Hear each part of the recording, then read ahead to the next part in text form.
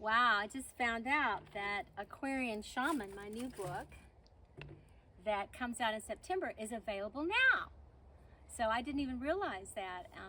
So this is pretty exciting to me, and I think most of you who've known me for a long time, you are probably sick of hearing me talk about Aquarian Shaman, Aquarian Shaman, but it's finally here. And I did start talking about Aquarian Shamanism back when I still lived in California, so that's been over 20 years ago. And I referred to it actually in my first book on Shamanic Breathwork. I have talking about a new type of community and shamanic Aquarian community and all that sort of thing.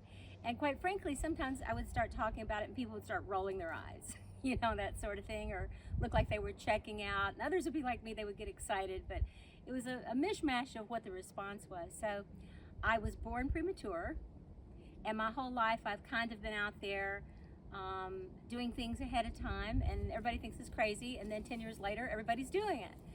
So I'm hopeful that this energy of the Aquarian Shaman is right on time, even though I've been talking about it for a long time, that this book, and it could have been written before several of my other books that I didn't even think about until afterwards, but I do believe this is the right time. And just talking with my astrological friends, astrologers, there's a lot, if you all are paying attention, there's a lot happening around Aquarius right now. I'm not going to go into that here and now. But what I will say is, it feels like perfect timing for the Aquarian Shaman to be born. And what do I mean by that? What I really mean by that is that, you know, obviously there's beautiful shamans, medicine men, medicine women. I've known many, I've studied with many, and many have been near and dear to my heart. And they're obviously all around the world, and they have always been. They've always been there. And there's kind of a resurrection right now over the past, I'm going to say, about 20 or 30 years of coming full circle back around to what shamanism is, to what breath work is, what the elemental world is. And this is something that has been a big part of my grounding and a big part of my life and my path. And when I started talking about the Aquarian Shaman, what was coming up for me was that with, you know, now, back then it was 6 billion, but now with 8 billion people on the planet, we need a lot more people who are waking up. We need a lot more people who are taking responsibility to care for and give back to the Mother Earth, give back to the elemental world, and to be the guardians and protectors of our forest, of our lands, of our, when I say our, I mean we belong to it, it belongs to us too.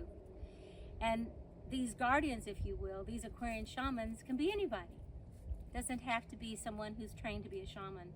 The Aquarian shaman is someone who's living their life in a conscious manner, as conscious as they can be, doing their inner work, healing themselves.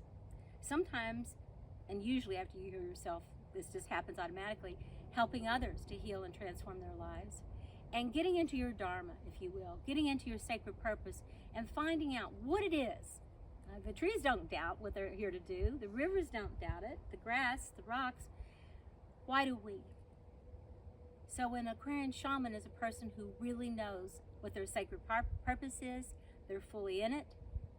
And they're here not to save the world. The world will exist without us. But we're really here to save ourselves and to learn how to grow up. To me, that's what it's really about. Becoming grown-ups of the universe.